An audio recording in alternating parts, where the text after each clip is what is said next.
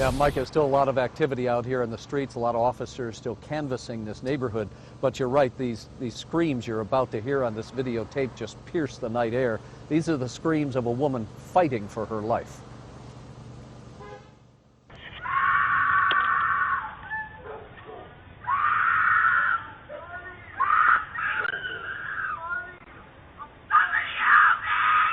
A possible kidnapping late last night here along 3rd Avenue in Leimert Park. Residents heard those screams and called 911. Southwest units, possible.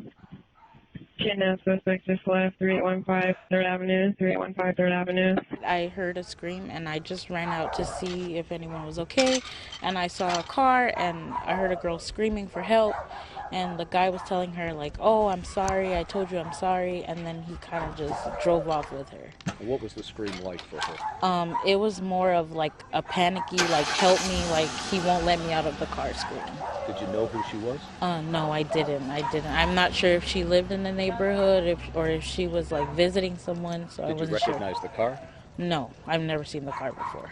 It was a Ring doorbell camera that captured the terrifying scene about 11:30 last night.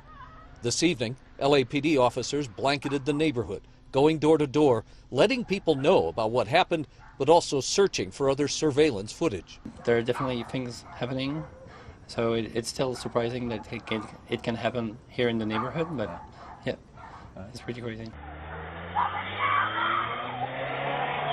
Witnesses say that the getaway car was a small white hatchback.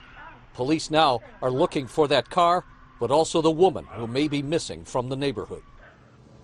And police are asking anyone with information on the woman, the man, or even the car to contact the LAPD's Southwest Division. In Leimert Park, I'm Rick Chambers. Guys, I'll throw it back to you in the studio.